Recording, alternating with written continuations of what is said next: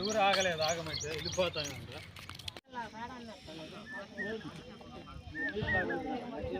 పాఠం మొదలుపెట్టు.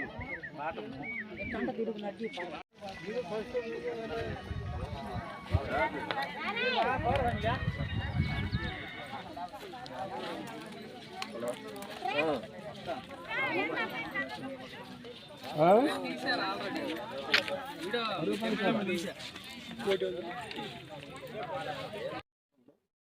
ముందు సంవత్సరం 1,20,000 కోట్ల రూపాయలు కేటాయించారు. పోయిన సంవత్సరం 90,000 కోట్లు కేటాయించారు. ఈ సంవత్సరానికి వచ్చేసరికి 80,000 కోట్లు కేటాయించారు.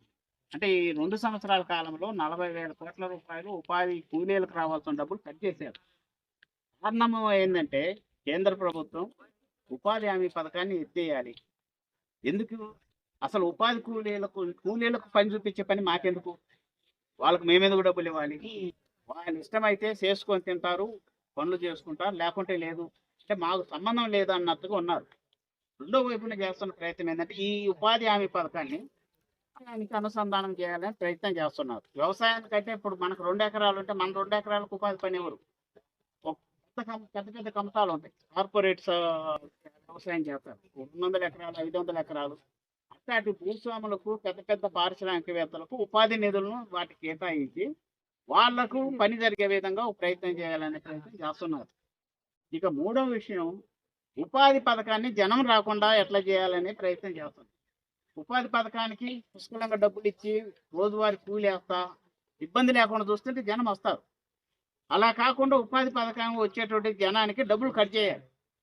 ఈ మధ్యకాలంలో అదే జరిగేది. గతంలో మనకు ఆటో బాడుగులు ఇచ్చేవారు, తీసేశారు. బుట్ట బాడుగులు ఇచ్చేవారు, మంచినీళ్ళ బాడుగు ఇచ్చారు, తీశారు. సమ్మర్ స్పెషల్ ఇచ్చేవారు, అంటే ఎండాకాలం పనిచేసి కొంత అదనంగా కలిపి మనం చేసిన పని కాకుండా కొంత అదనం కలిపి ఇచ్చేవారు. ఇవన్నీ తీసేశారు. ఇవన్నీ తీసేయడంతో పాటు ఉపాధికి సంబంధించినటువంటి ఇప్పుడు ఆధార్ లింక్ పెడుతున్నారు. ఇంకా మనకు తెలియదు, మీ దాకా రాలేదు. ఆధార్ లింక్ పెడుతున్నారు. ఇప్పుడు సీమోన్ ఆధారం మద్రాసులో ఉంటే సీమోన్ ఈ ఊర్లో పని చేయడానికి లేదు. అంటే మీ ఆధార్ అడ్రస్ ఎక్కడైతే ఉంటుందో మీ పని కూడా ఆన్నే చేయాలి, ఇంకొక ఊర్లో చేయడానికి లేదని ఇంకొక లింక్. అంటే దీన్ని క్రమేణా కట్ చేసుకుంటా రావడం కోసం రకరకాల ప్రయత్నాలన్నీ చేస్తున్నారు. చేస్తూ ఇప్పుడు పెట్టింది అంటే 2 పూటల పని పద్ధతిని పెట్టారు. మీరేమనుకుంటున్నారో మేము 2 పూటలు పని చేయట్లేదు కదా, ఉదయాన్నే వచ్చి 10 గంటలకు పోతున్నాం, 1 పూటే కదా అనుకుంటున్నారు. వాస్తవం అది కాదు. 2 పూటల పనిని ఇప్పుడు మీరు 1 పూట చేసినా కూడా మీ ఫీల్డ్ అసిస్టెంట్ 2 పూటలు చూపిస్తున్నారు. లేకుంటే సిస్టమ్ తీసుకోదు.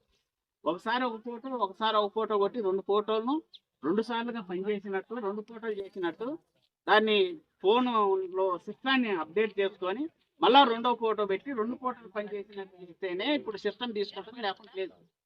ఇది ఏనా పగడ్బందీగా అమలు జరుగుతాయి. అంటే రేపు ఎండిఓనో లేకుంటే అధికారులు వచ్చి ఉదయం వచ్చిపోయారు కదా, మళ్ళీ మేము సాయంత్రం వస్తున్నాం, మీరు 4 గంటలకు పనిలో ఉండండి అంటే మనం ఎంతమంది పనికి పోతాం? వస్తామా? అంటే ఈ ఉపాధి పథకానికి 2 పూటల పని సిస్టమేటిక్గా పెడితే ఉపాధి పథకానికి జనం రారు.